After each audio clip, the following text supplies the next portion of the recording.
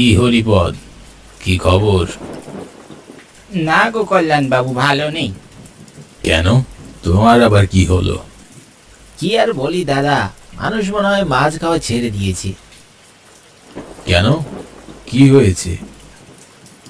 শুনবে কি হয়েছে? তাহলে শোনো। দুদিন আগে রামু আর আমি ওই বড় পুকুরে মাছ ধরতে গিয়েছিলাম। ওখান থেকে অনেক মাছ ধরে তারপর বাজারে গেলুম। বাজারে গিয়ে যদি একটাও মাছ বিক্রি না করতে পারি, তখন মেজাজটা কেমন লাগে বলুন তো বাবু। মাছগুলো বড় না দেখেই কেউ কিনতে চাইছিল না। ও, তা তুমি বড় মাছ বিক্রি করো না কেন?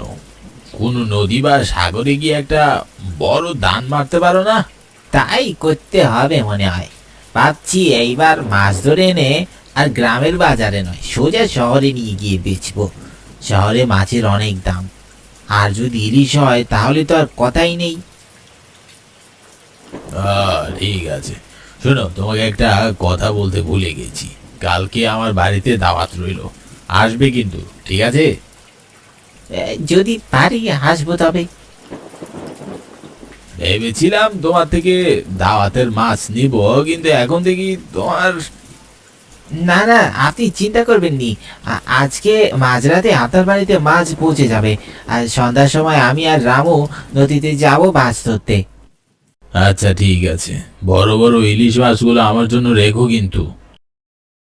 আপনি কোনো চিন্তা করবেন না। আচ্ছা যাই, বৃষ্টিও থেমে গেছে।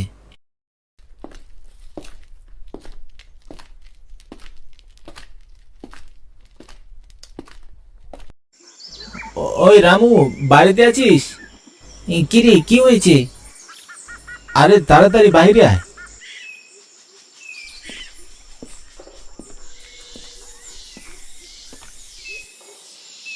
কিরে, এত চেঁচামেচি করছিস কেন? আরে চেঁচামেচি কি আর সাধে করছি?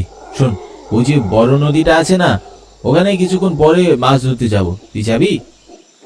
না, আমার গিন্নি রাগ করবে, রাতের বেলা যেতে দিবে না। আরে এখনো তো রাত হয়নি, এই তো কিছুক্ষণ পরে সন্ধ্যা নামবে। কিন্তু ফিরতে ফিরতে মাঝরাত হয়ে যাবে যে। আরে শোন, কালকে কল্যাণবাবুর মেয়ের বাড়ির লোক আসবে, আমাকে বলেছে ওকে মাছ দিতে। কল্যাণ বাবুর তো টাকা পয়সা ভালোই আছে, বড় মাছের বড় বড় টাকা দিবে।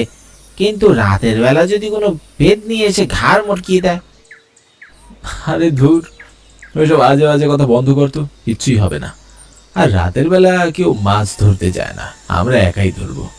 অনেক মাছ পাওয়া যাবে, শহরে নিয়ে বিক্রি করলে অনেক টাকাও পাওয়া যাবে। কিন্তু কোনো কিন্তু নয়, আমি আর কিছুক্ষণ পরেই আসবো, তুই তৈরি হয়ে থাকিস, ঠিক আছে? আচ্ছা ঠিক আছে।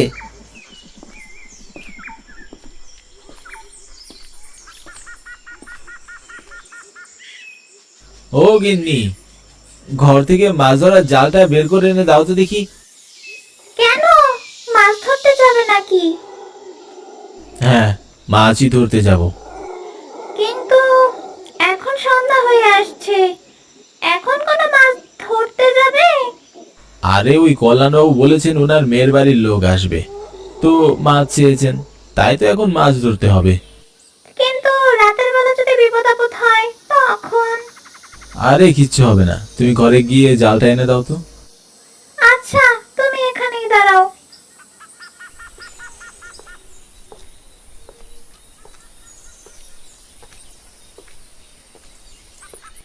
এই নাও।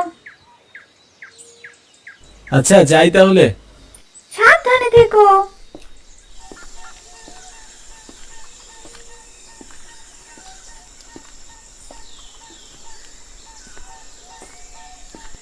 এই রামু, চল।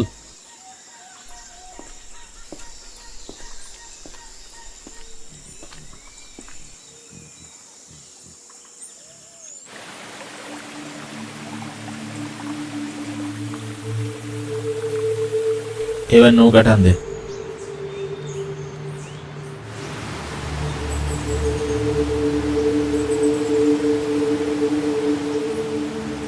অনেক দূর তো চলে এসেছি, এবার চল জাল ফেলি। তাই কর।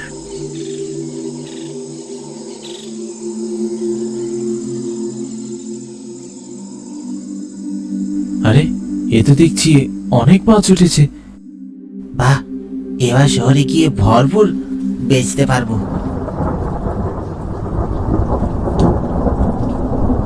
আরে এ তো মনে হচ্ছে ঝড় উঠছে। এখন কি হবে যদি ঝড়ে নৌকা ডুবে যায়? এটাই তো ভয়। এখন আমরা কি করব? আমরা কি এই ঝড়ের কবল থেকে বাঁচতে পারবো না? চল নৌকা ঘুরিয়ে নেই, আগে জীবন বাঁচুক তারপরে সব। হ্যাঁ হ্যাঁ, তাই কর।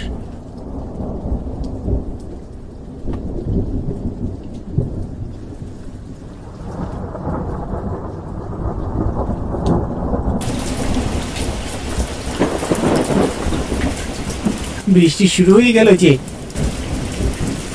এখন যদি নৌকা ডুবে যায়? তাড়াতাড়ি নৌকা চালা।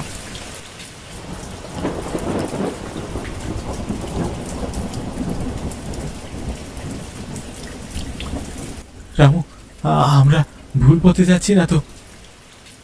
না, কই, আমরা তো ঠিক পথেই যাচ্ছি। আরে বোকা, আমরা অনেকক্ষণ ধরে নৌকা চালাচ্ছি, আসার সময় তো এত সময় লাগেনি, এতক্ষণে তো পৌঁছে যাওয়ার কথা।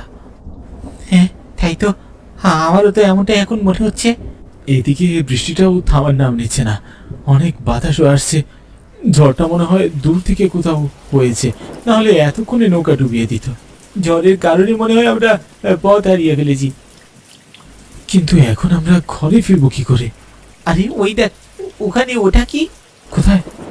আরে ওই দিকে তাকা।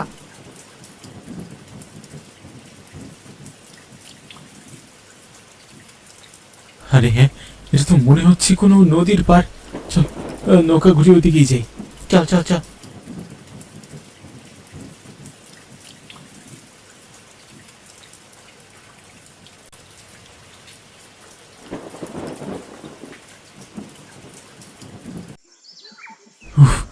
খুব জোর বাঁচা বেঁচে গিয়েছি।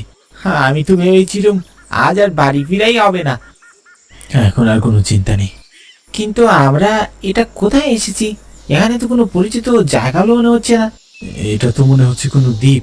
একেই বলে আকাশ থেকে পড়ে খেজুর গাছে আটকানো। আরে ঠাট্টা করিস না, চল জায়গাটা ঘুরে দেখি। ঠিক আছে, চল।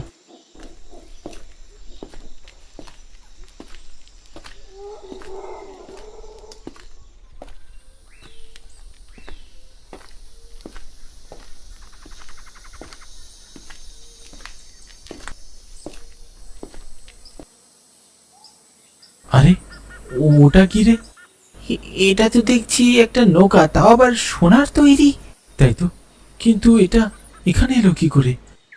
কে জানে, ওই সব জেনে লাভ নেই। চল এটা নিয়ে বাড়ি যাই, এটার অনেক দাম হবে। না না, এটার হয়তো কোনো মালিক থাকতে পারে, এটা আমাদের ধরা উচিত হবে না। আরে ধুর, বোঝে না ওসব বাতিতে। আরে না না, ওটা ধরিস না। তুই কি বুঝতে পারছিস না এটা দিয়ে আমরা কত বড় লোক হতে পারবো? সারা জীবন বসে বসে খেতে পারবো। লোভ করা ভালো না, লোভে পাপ আর পাপে মৃত্যু। এটা ধরলে আমাদের কোনো ক্ষতি হয়ে যেতে পারে, তুই এটা ছুবি না। আরে বলছি তো কিছু হবে না। আচ্ছা তাহলে তুই থাক, আমি নিয়ে গিয়ে এটা বাড়ি নিয়ে চলে যাই, পরে কিন্তু আবার টাকার ভাগ নিতে আসিস না। যা, আমার কথা তুই শুনলি না, পরে কিছু হলে আমার কোনো দোষ দিতে পারবি না কিন্তু।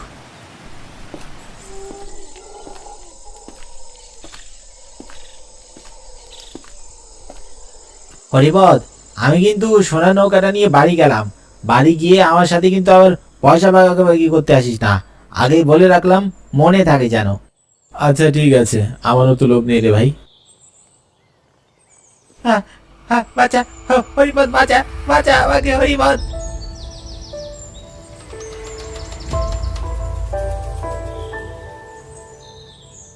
তোকে কতবার বলেছিলাম এরকম করিস না, আমার কথা তো শুনলি না। লোভে পরে বড় লোক হতে চেয়েছিলি না, এখন এখানে সোনার মূর্তি হয়ে থাক। সোনা চেয়েছিলি না, নে এখন নিজেই সোনা হয়ে গেলি। বাড়ি গিয়ে তোর বউ বাচ্চাকে কি বলবো?